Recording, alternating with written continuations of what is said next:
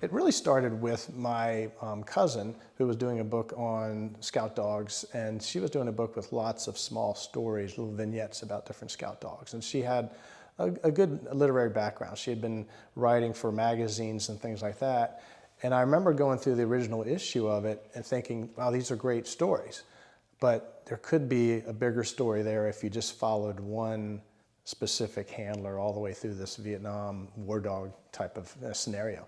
So not long after that, I remember watching on TV, and we've all kind of been there, we were watching the 6 o'clock news, and we see a little caption or a little video that actually leaves an impression on us. And what this was you could see this large husky police officer running across someone's front lawn, and it was almost like a ring camera or something that caught him screaming and holding his shot German Shepherd running for the car, and you could see the face, the terror, the tears, everything coming out of it. And I was like, wow. It's like, to me, that made it more real. You know, that really the feeling that this guy had, knowing that his canine, a lot of times these guys, you know, start him at a young age and train him and all that.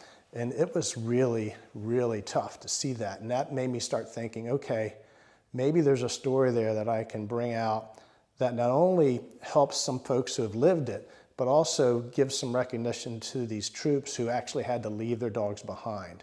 And that was the toughest thing, and that's why there's a national memorial for them and all those things, is that these dogs who saved so many lives over there were left behind because they were treated as equipment. And there's some reasons behind it. You know, whenever you leave a war zone, stuff happens. But I think in this case, these guys who really relied on these dogs and loved these dogs very, you know, intently, had to leave them behind, and then had to find out that they were euthanized and let go and all that. So that was tough, and that's why they wanted to do so much.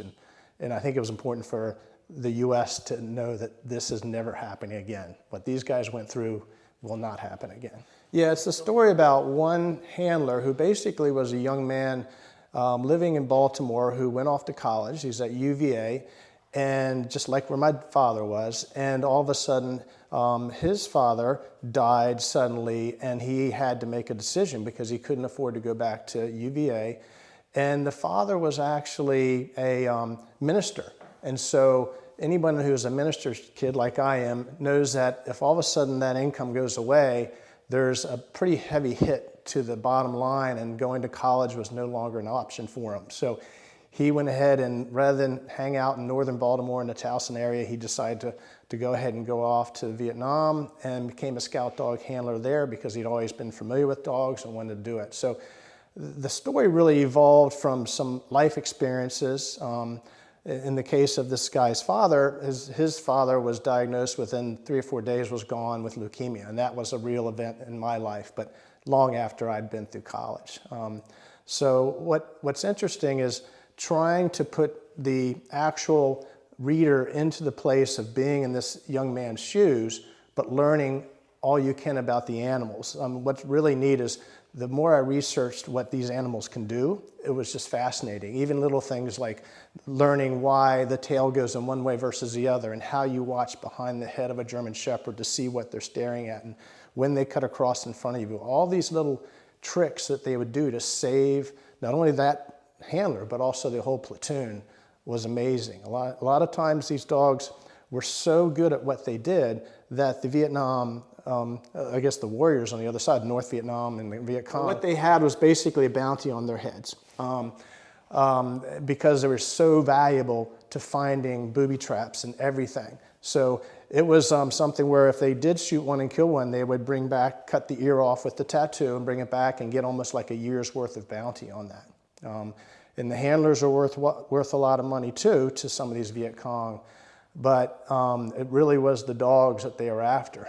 So they knew they were saving a lot of troops and blowing up a lot of traps. You know, they would have these ambushes and things like that. And boy, these things could find an ambush, and they could spot a shooter away. They could hear a small click on a gun. They could smell miles away. They could really track down these guys. And the Viet Cong knew that was a liability for them. So a lot of the stories I share are based on true events. And so it's, even though it's a novel, it is a lot of historical fiction in there. Yeah, the Sea Glass book was entirely nonfiction. And that was certainly part of a Chestertown born and bred book. It started with meeting a photographer over at Carlo Massoni's gallery, and also using sea glass mostly from around here, from Tolchester and other places like that.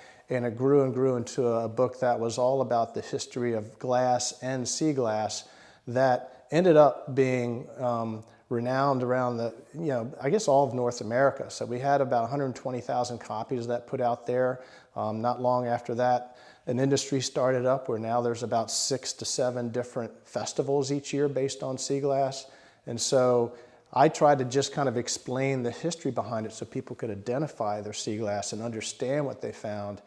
And that just took off to a whole nother level. But I was glad to finally get some of that behind me so I could work on this novel, because it was in my head for a long time.